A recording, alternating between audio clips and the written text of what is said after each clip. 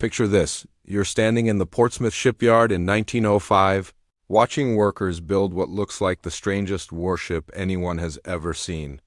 The sound of hammering fills the air as men in dirty overalls shape steel plates into something that will change the world forever. But right now, nobody believes that. In fact, most people think it's a complete joke. The ship taking shape before everyone's eyes is HMS Dreadnought, and naval experts from around the world are having a good laugh at Britain's expense. German admirals are practically rolling their eyes every time someone mentions this new British experiment. French naval officers are shaking their heads and calling it a waste of money. Even some British sailors are wondering what their own government is thinking. You see, for over 100 years, warships had been built the same way. They carried different sized guns, some big ones, some medium ones, and some smaller ones. It was like having a toolbox with different sized hammers. Everyone thought this made perfect sense. The big guns would fight other big ships, the medium guns would handle smaller threats, and the little guns would deal with torpedo boats and other fast attackers. Then along comes this crazy British idea. Someone in the Royal Navy had the wild thought of putting only the biggest guns on one ship. 10 massive 12-inch cannons, all the same size. No medium guns, no mixed armament, just pure, concentrated firepower.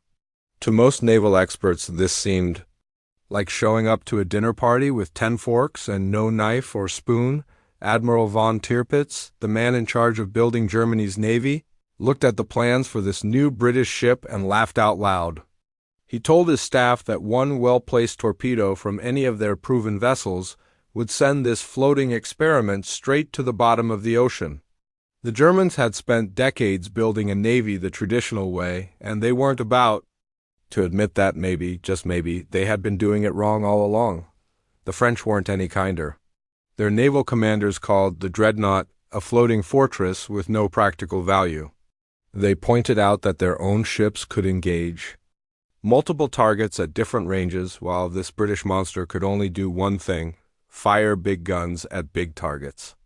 What would happen when it faced smaller, faster ships? What would it do against torpedo boats? The French were convinced they had found the fatal flaw in Britain's thinking, but the real criticism came from the cost. Building HMS Dreadnought wasn't cheap. The British government was pouring money into this single ship that could have built several traditional battleships. Naval experts from other countries were doing the math and shaking their heads. Why spend all that money on one experimental vessel when you could have a whole squadron of proven warships? The shipyard workers themselves weren't sure what to think. They had built dozens of traditional warships, and they knew what worked. This new ship felt different under their hands. The steel was thicker, the design was more complex, and everything about it seemed excessive. Some of the older workers whispered that the Royal Navy had finally lost its mind. What made things even more confusing was the engine. Instead of the traditional steam engines that had powered warships for decades, the Dreadnought was getting something called steam turbines. These were newer, more powerful, but also completely untested in large warships. It was like the British were experimenting with everything at once: the guns, the armor, and the engines. To outside observers, it looked like Britain was gambling its naval reputation on a collection of unproven technologies. The German newspapers had a field day with the story. They ran cartoons showing the Dreadnought as a confused monster with too many arms and no brain. German naval officers gave interviews explaining why the traditional mixed-gun approach was superior. They had science on their side, they claimed. Decades of naval combat had proven that different situations required different weapons. Meanwhile, other naval powers were watching and waiting.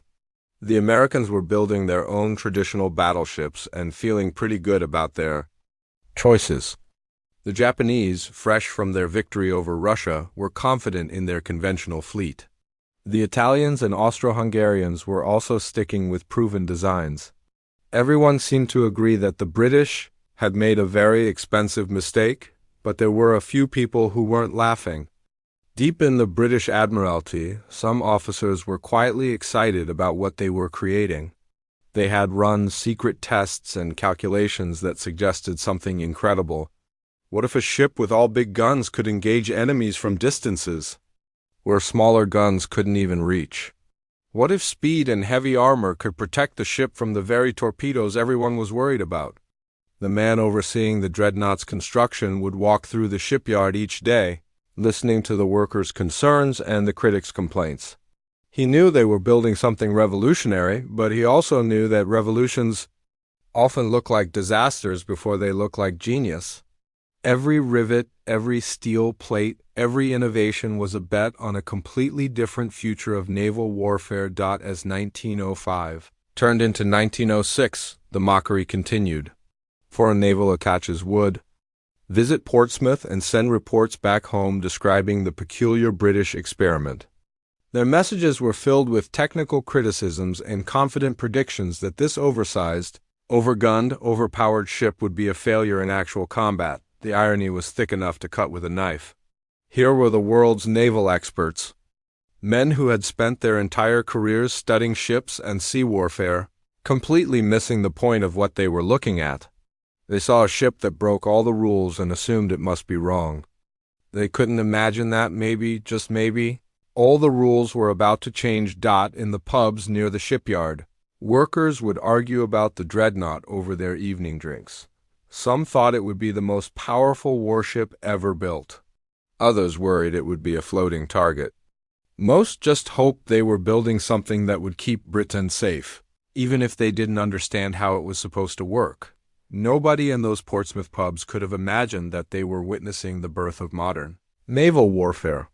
Nobody could have predicted that this single ship would trigger an arms race that would bankrupt empires and reshape the balance of world power.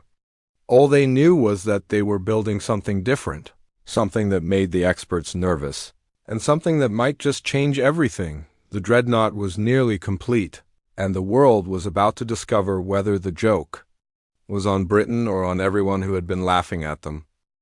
The morning of October 3, 1906, started like any other day at Portsmouth Harbor. Workers were drinking their tea, seagulls were fighting over scraps, and the usual crowd of curious onlookers had gathered to watch HMS Dreadnought prepare for her first at sea. Nobody knew they were about to witness history being made. The captain climbed aboard with a mixture of excitement and terror in his gut. He had commanded traditional warships before, but this was different. Everything about the dreadnought was untested, unproven, and unprecedented. As he walked across the deck, he could feel the solid weight of the ship beneath his feet. The steel plates were thicker than anything he had experienced, and the massive gun turrets loomed overhead like sleeping giants. Down in the engine room, the chief engineer was sweating despite the cool morning air. Those new steam turbines had worked perfectly in testing, but testing and actual sea trials were two completely different things. He had spent weeks studying the technical manuals, but no amount of reading could prepare him for the reality of pushing this revolutionary machinery to its limits. As the dreadnought left harbor, crowds lined the shore to watch. Some were there out of curiosity, others out of patriotic pride, and more than a few were there hoping to see this expensive experiment fail spectacularly. The German naval attaché stood on a nearby hill with his binoculars, ready to send a detailed report back to Berlin about Britain's folly. But something incredible happened during those first sea trials. When the captain ordered the engines to full speed, the dreadnought didn't just move. She flew across the water. The revolutionary turbines pushed her to speeds that made the watching crowd gasp in amazement. Ships this size weren't supposed to move that fast. Traditional battleships of her weight and armor could barely manage 18 knots on their best day, but here was the dreadnought hitting 21 knots as if she were a much smaller vessel. The real shock came when they tested the guns, the captain ordered. A practice firing at maximum range, and what happened next changed naval warfare forever. Those 10 12-inch cannons fired in perfect coordination, sending shells farther and more accurately than anyone had thought possible. The sound was unlike anything the crew had ever heard, not the mixed chorus of different-sized guns firing at different times, but a single, thunderous voice that seemed to shake the very ocean. On shore, the German attaché lowered his binoculars with a sick feeling in his stomach. He had expected to write a report about British overconfidence and engineering mistakes. Instead, he found himself watching a demonstration of power that made his own Navy's finest ships look like toys. He knew that in Berlin, Admiral von Tirpitz was waiting for his assessment, and the news he had to send would not be welcome. Back on the ship, the crew was experiencing their own moment of revelation. Sailors who had served on traditional battleships for years suddenly understood what they were dealing with. This wasn't just a bigger version of existing ships. This was something entirely new. The speed meant they could choose when and where to fight. The range of those massive guns meant they could engage enemies who couldn't even shoot back. But perhaps the most shocking realization came to the British Admiralty itself. In their London offices, senior naval officers were reading the trial reports with growing amazement and horror. Amazement because the dreadnought had exceeded even their wildest expectations. Horror because they suddenly understood what they had accidentally done to themselves. You see, Britain had the largest navy in the world in 1906. They had spent over a century building an enormous fleet of traditional battleships, and these ships had been the foundation of British sea power. But now, with the success of the dreadnought, every single one of those ships had become obsolete overnight. The British had not just built a revolutionary warship, they had accidentally declared their own massive fleet worthless. It was like inventing a car. So advanced that it made every other car on the road look like a horse-drawn carriage. Suddenly, naval power wasn't going to be measured by how many ships you had, but by how many ships like the dreadnought you could build. And right now, Britain had exactly one of them. The implications hit the Admiralty like a cold wave. Other nations could study the dreadnought's design and build their own versions. In fact, they would have to if they wanted to remain relevant naval powers. But here was the terrifying part. When they did start building their own dreadnought type ships, Britain's massive head start in total warships would disappear. Everyone would be starting from zero in this new era of naval warfare, word of the dreadnoughts. Performance spread quickly through the secretive world of naval intelligence. In Berlin, Admiral von Tirpitz read his attache's report 3 times before the full meaning sank in. The German Empire had spent enormous sums building a fleet designed to challenge British naval supremacy. But that fleet was now suddenly obsolete. Every German battleship, every carefully planned naval strategy, every tactical advantage they thought they had gained, all of it was worthless in a world where ships like the dreadnought existed. The French Naval Ministry received similar reports and faced the same horrible realization. Their mixed armament battleships, once the pride of the French fleet, were now museum pieces. The Italians, Austro-Hungarians, Russians, Japanese, and Americans all found themselves staring at the same awful truth. They were no longer naval powers. They were nations with collections of floating antiques, but the dreadnought's trials revealed something else that would reshape global politics. Her combination of speed, armor, and firepower meant that traditional naval tactics no longer applied. Naval battles had historically been close-range affairs where different-sized guns served different purposes. Now, a single ship could engage multiple enemies from distances they couldn't even reach, picking them off one by one before they could get close enough to fight back. The revolution was silent because most people didn't understand what they were seeing.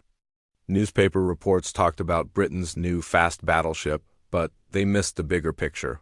Naval experts who had spent decades studying warfare were struggling to grasp how completely their expertise had become outdated. It was like watching someone invent flight while everyone else was still arguing about the best way to build carriages. In shipyards around the world, naval architects were frantically redesigning their plans. Projects that had been years in development were suddenly scrapped. Drawing boards were cleared and entirely new ships began taking shape on paper. The age of the traditional battleship was over, killed by a single revolutionary vessel that had proven the future belonged to ships with all big guns, heavy armor, and high speed. The dreadnought continued her trials throughout 1906, and each test only confirmed what that first day had revealed. She was not just better than existing warships, she was operating on a completely different level. The joke that naval experts had been telling about British overreach had suddenly become deadly serious. The empire that could build the most ships like the Dreadnought would rule the seas, and everyone else would be left behind. As 1906 ended, the world's naval powers found themselves facing a choice that would define the next decade. They could accept that Britain had gained an insurmountable advantage, or they could begin the most expensive arms race in naval history. The silent revolution had begun, and there was no going back. Kaiser Wilhelm II was not a man who enjoyed being caught off guard. The German emperor prided himself on staying ahead of his rivals, especially when it came to military matters. So when the reports about HMS Dreadnought's performance reached his desk in early 1908, his reaction was swift and decisive. He slammed his fist on the mahogany table so hard that his morning coffee spilled across the official documents, and declared that Germany would not be left behind by British naval innovation. The meeting that followed would change the course of European history.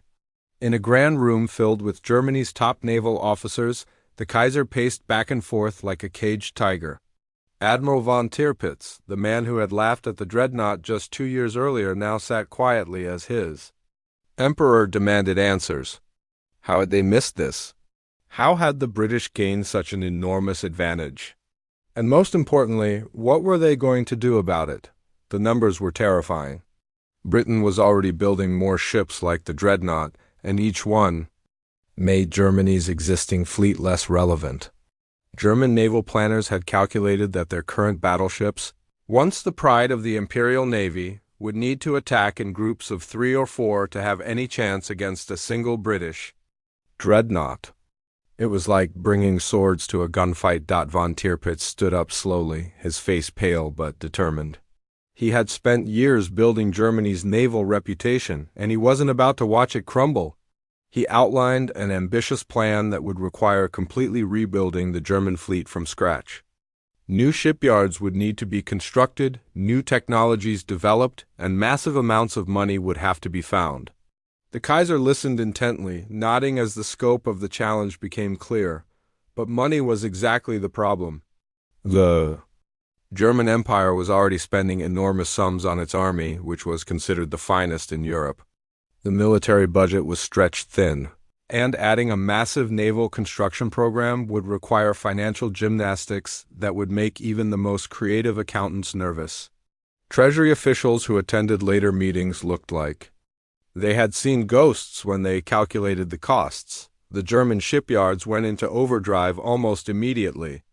Workers who had been building traditional battleships suddenly found themselves studying completely new designs. The familiar sounds of construction were now accompanied by urgent voices and hurried footsteps as supervisors pushed for faster progress. These men knew they were in a race against time, and falling behind could mean their nation's naval irrelevance. Meanwhile, other European powers were facing the same horrible realization.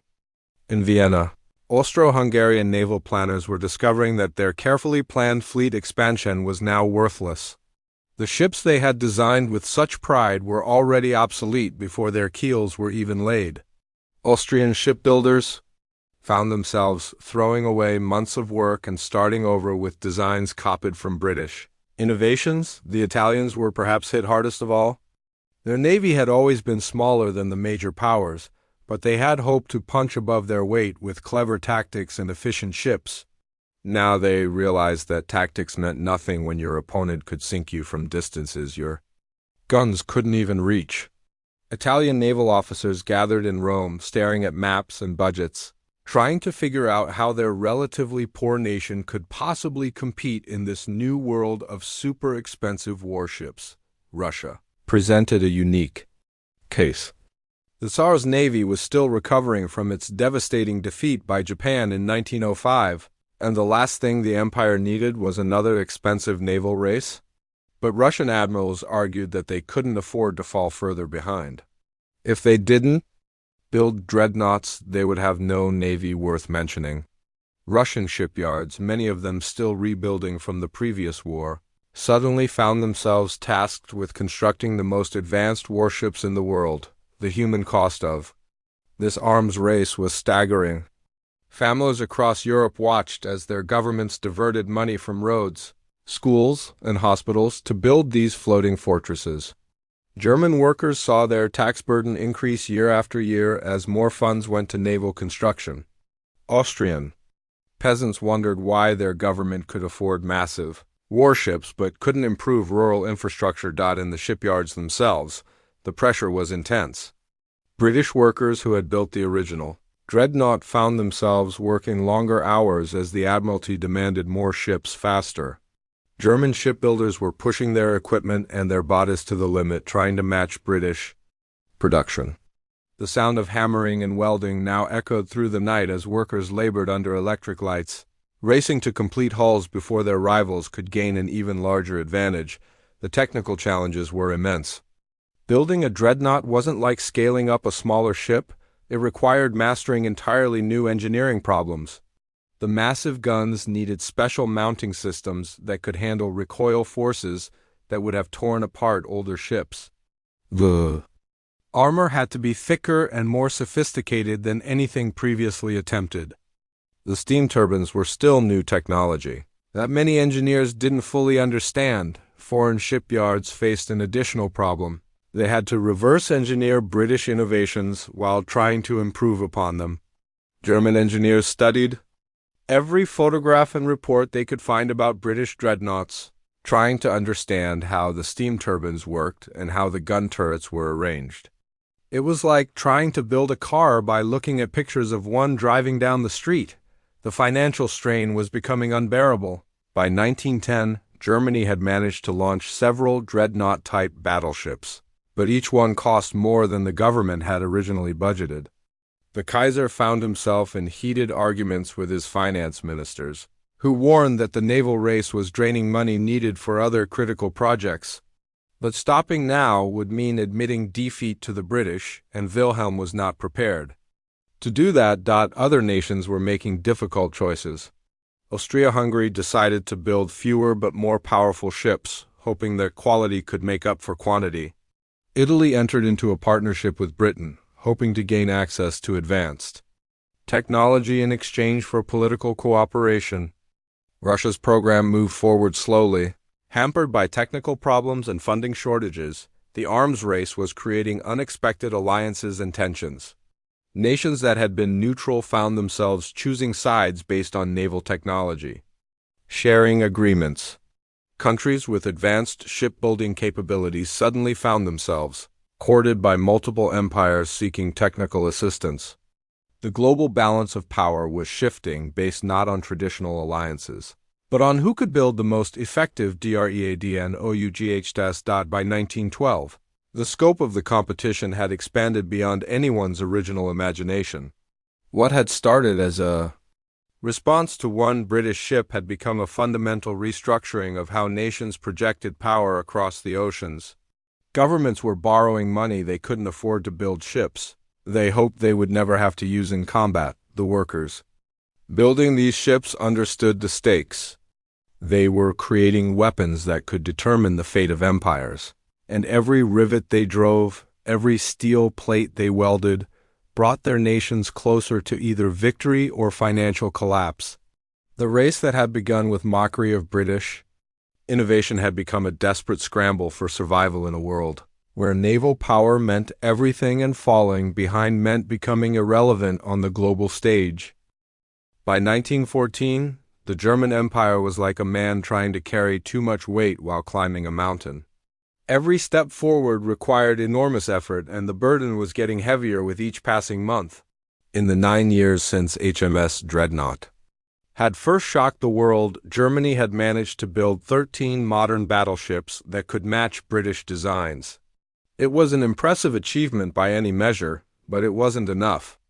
The British had 20 of these revolutionary warships, and they were building more faster than Germany could keep up. The human cost of this naval race was visible everywhere you looked in German society. Factory workers who had once enjoyed steady employment found themselves working double shifts to meet military production demands, but their wages barely kept up with rising prices. The government was spending so much money on warships that basic infrastructure was falling apart. Roads that needed repair remained full of potholes because every available mark was going toward steel and guns and steam turbines. In small German towns, families gathered around dinner tables where conversations increasingly turned to worry and frustration. Fathers who worked in the shipyards came home exhausted, covered in soot and metal shavings, talking about the impossible pace of construction. Mothers struggled to feed their families as food prices climbed steadily higher. The empire was pouring its wealth into the ocean, one massive warship at a time. The Kaiser himself was feeling the pressure in ways he had never experienced before. Palace meetings that had once focused on diplomacy and trade now revolved entirely around naval construction, schedules and budget shortfalls. His advisors brought him reports that made for grim reading. Germany was falling further behind Britain each month, and catching up would require even more money that the empire simply didn't have, but Wilhelm was trapped by his own pride and the momentum of decisions made years earlier. Stopping the naval race now would mean admitting that Germany could never challenge British sea power. It would mean accepting second-class status as a global power. For a man who had dreamed of German naval supremacy, this was unthinkable. So, the construction continued. Even as the financial strain reached breaking point, the German shipyards had become scenes of controlled chaos. Workers labored around the clock under harsh electric lights, racing to complete hulls while knowing that each ship they finished put them deeper in debt. The supervisors pushed harder and harder, demanding faster progress, shorter deadlines, impossible schedules. These men understood that they were building more than warships. They were building the foundation of German power, or watching it crumble under the weight of its own ambitions. Meanwhile, other parts of the German military were suffering from neglect. The army, once the pride of the empire, found its modernization programs delayed or canceled as money flowed toward naval construction. Officers who had spent their careers preparing for land warfare watched in frustration as resources they desperately needed went instead to building ships that might never see combat. The economic impact rippled through every level of German society. Small businesses that supplied materials to the shipyards were thriving, but everyone else was struggling. Farmers couldn't get fair prices for their crops because the government was focused on feeding industrial workers. Teachers and civil servants saw their salaries frozen, while naval officers received bonuses for meeting construction targets. When World War I finally erupted in August 1914, the bitter irony of Germany's situation became immediately clear.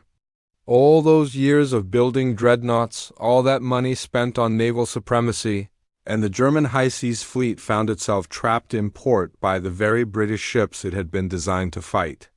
The Royal Navy's blockade was like a noose around Germany's neck, slowly tightening as months passed. The Battle of Jutland in 1916 should have been Germany's moment of triumph.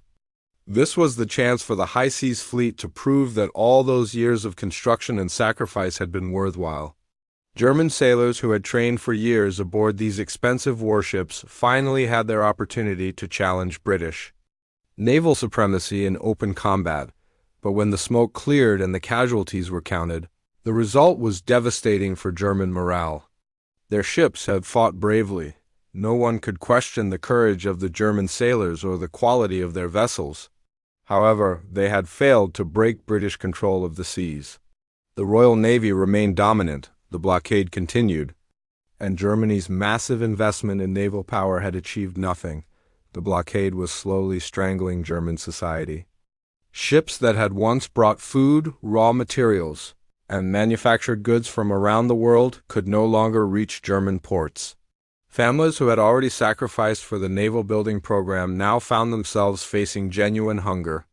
Bread became scarce, meat disappeared from most dinner tables, and even basic necessities like soap and clothing became luxury items. German workers who had built those magnificent warships now watched helplessly as their children grew thin and pale. The irony was crushing. They had created some of the most powerful weapons in human history, but these weapons couldn't bring them a single loaf of bread or a piece of meat for their families. The dreadnoughts sat in harbor, magnificent and useless, while the people who had built them slowly starved. The financial situation was becoming impossible to hide. Government officials who had once spoken confidently about German naval power now whispered nervously about bankruptcy and economic collapse. The empire had borrowed enormous sums to build its fleet, and the war was making it impossible to repay those debts. Every month brought new financial crises as the cost of maintaining the naval race combined with the expense of fighting a world war. In the factories and shipyards where German dreadnoughts had been born, workers were beginning to ask dangerous questions. Why had they sacrificed so much for ships that couldn't protect them from starvation? Why had their government spent their money on naval prestige instead of ensuring their basic needs were met? These questions led to conversations led to meetings, and meetings led to the kind of political unrest that empires fear most. The German admirals who had once pushed so hard for naval expansion now found themselves in an impossible position. They had the ships they had demanded, but those ships were trapped by an enemy that refused to fight on German terms. The British maintained their blockade from a safe distance, using their superior numbers to control shipping lanes without risking major battles. All those years of naval building had led to a strategy of defensive waiting that was slowly killing the empire. By 1917, the signs of collapse were everywhere. Food riots broke out in major German cities as civilians reached the breaking point of endurance. Workers who had once proudly built dreadnoughts now demonstrated in the streets demanding bread and peace. The naval race that had begun with such confidence and ambition was ending with revolution and despair. The final bitter irony came in 1918 as the German Empire collapsed around them. The magnificent high seas fleet, those 13 dreadnoughts that had cost so much money and effort, remained intact but powerless. They had been built to challenge British naval supremacy, but instead they became symbols of German defeat. The very ships that were supposed to guarantee German power had become floating monuments to the empire's failed ambitions and misplaced priorities. The dream of naval supremacy had become a nightmare of economic ruin and social collapse. November 9, 1918, the date that would mark the end of one of Europe's mightiest empires. In Berlin, Kaiser Wilhelm II was packing his bags in a palace that no longer belonged to him. Outside, angry crowds filled the streets, demanding an end to the war that had consumed their sons and starved their families. The man who had once dreamed of German naval supremacy was now fleeing his own country, leaving behind a revolution that would sweep away centuries of imperial rule. But the real final act of this drama was playing out hundreds of miles away. In the cold waters of the North Sea, there, the pride of the German Empire, those 13 magnificent dreadnoughts that had cost so much money and effort were preparing for their final voyage. Not to battle, not to glory, but to surrender. The German sailors who walked the decks of these warships felt a mixture of shame, relief, and bitter irony. These were some of the finest vessels ever built, equipped with the most advanced technology of their age. The guns that had never fired in a decisive battle were still capable of devastating any enemy they faced. The armor that had been designed to withstand British shells remained as strong as the day it was forged. Yet all of this power was now meaningless. Admiral Reuter, the German officer tasked with leading this final mission, looked around at his fleet with eyes that had seen too much.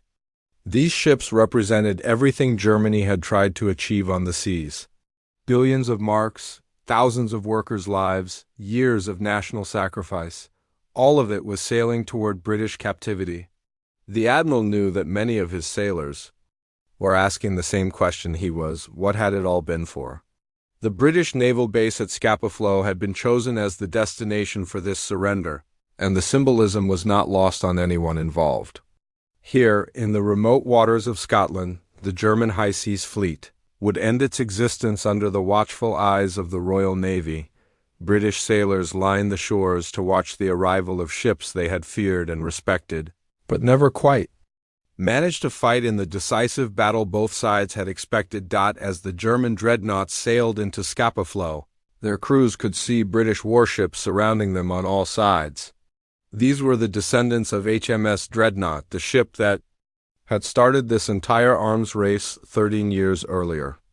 The irony was almost too painful to bear. German ships built to challenge British naval supremacy were now surrendering to the very fleet they had been designed to defeat. The British sailors, watching this spectacle, felt their own complex emotions.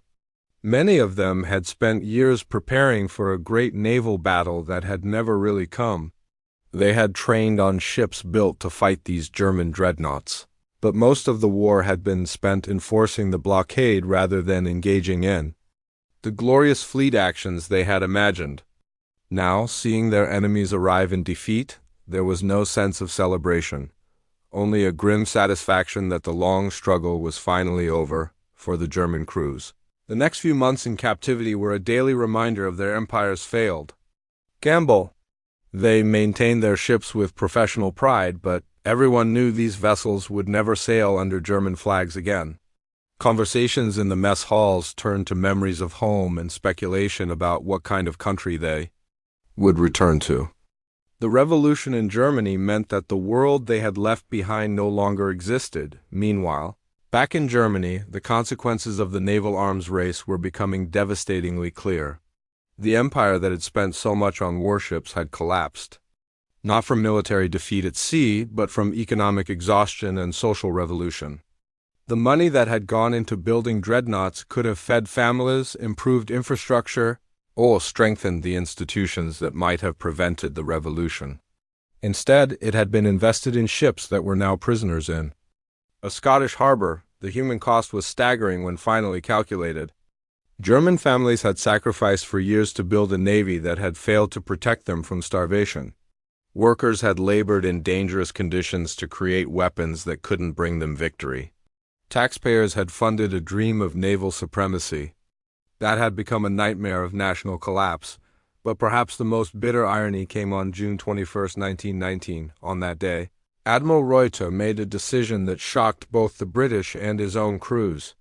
Rather than allow the German fleet to be divided among the Allied powers as spoils of war, he ordered his men to scuttle their own ships. The magnificent dreadnoughts that had cost so much to build were deliberately sunk by their own crews. German sailors opened sea valves and smashed equipment as their ships slowly settled into the cold waters of Scapa Flow. These men were destroying years of their own work, sinking vessels they had maintained with professional pride, but they preferred to see their ships die with honor rather than serve enemy nations. The sound of rushing water and groaning metal filled the harbor as one by one the pride of the German Navy disappeared beneath the waves. British officers watched in amazement and frustration as millions of pounds worth of warships vanished into the depths. They had planned to study these vessels, to learn from German engineering innovations, perhaps even to add some of them to their own fleet. Instead, they were witnessing the largest act of naval suicide in history. The scuttling of the German fleet marked the final chapter in a story that had begun with mockery of British innovation. HMS Dreadnought, the ship that naval experts had ridiculed in 1905, had indeed ended in empire, not through a single devastating battle, but through the slow strangulation of an arms race that Germany could never win. The numbers told the complete story. Britain had built 20 dreadnought-type battleships by the end of the war, while Germany had managed only 13. But more importantly, Britain had maintained its existing global empire and economic strength throughout the naval race. While Germany had bankrupted itself in the pursuit of naval equality, the British had revolutionized naval warfare and still managed to stay ahead of everyone trying to copy their innovations. In the years that followed, historians would debate whether Germany could have avoided this fate. Some argued that the empire should never have tried to challenge British naval supremacy. Others claimed that Germany's mistake was not building enough dreadnoughts fast enough. But the workers who had built these ships, the families who had sacrificed for them, and the sailors who had served aboard them knew the truth. The real lesson was simpler and more human than any strategic analysis could capture. An empire that spent its wealth on prestige projects while neglecting the basic needs of its people was doomed to fail. The German dreadnoughts had been magnificent achievements of engineering and seamanship, but they had been built at the cost of social stability and economic health. HMS Dreadnought herself had fired her guns in anger only once during the entire war, ramming and sinking a German submarine in 1915, yet her true victory was far greater than any single battle could have achieved. She had shown the world the future of naval warfare, triggered an arms race that destroyed an empire, and proven that innovation matters more than imitation in the struggle for global power. The warship they had ridiculed had indeed ended their empire, not through superior firepower, but through superior strategy and the simple fact that Britain could afford the race while Germany could not.